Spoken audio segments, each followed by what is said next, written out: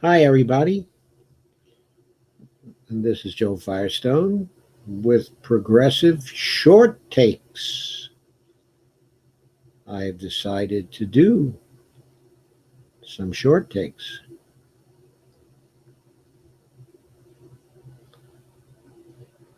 And this is one of them.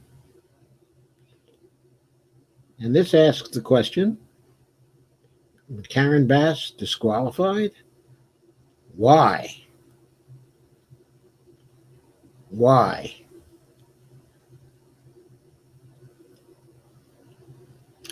I have no idea why. Of course, the news has come that Karen Bass once gave a very short address at a dedication of a new Scientology church in her district some 10 years ago.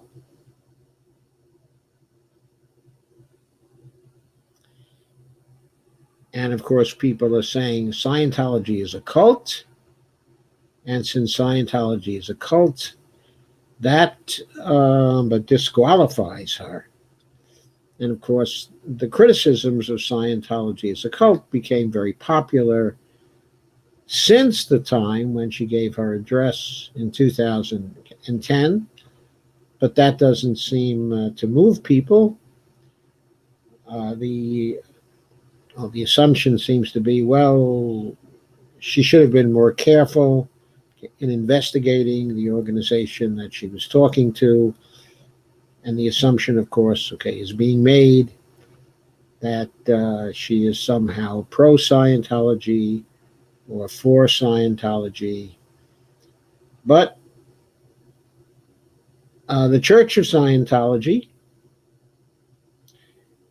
which everybody here agrees, and probably by now Karen Bass agrees as well, is a cult.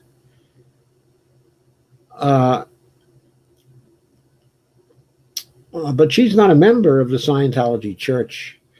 She worships at the First New Christian Fellowship Baptist Church in South LA. And she made a very innocuous speech, which is extremely inoffensive, completely in line with universalist kinds of values,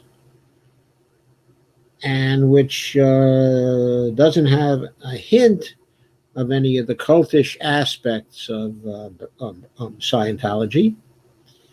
And as far as I know, there are no other stories of her associating with the Scientologists since then. At least there doesn't seem to be any news of that. So, does this really in any way compare to the kinds of difficulties that we find in Kamala Harris's record? Did Karen Bass obstruct and defy Supreme Court orders? Did she ever do that? Did Karen Bass ever keep people in jail beyond the times of their sentences so they could fight fires for $1 a day in California? Did Karen Bass ever prosecute large numbers of black people to the hilt to put large numbers of them in jail in California? Did Karen Bass prosecute hard-pressed poor mothers for truancy of their children? Did Karen Bass ever do that? Has Karen Bass taken large sums of money from Wall Street donors, very many of whom are antithetical in their policies they favor to the principles and values of the Democratic Party? Did Karen Bass ever do any of those things? No, I don't believe that she did. So why would she be disqualified for consideration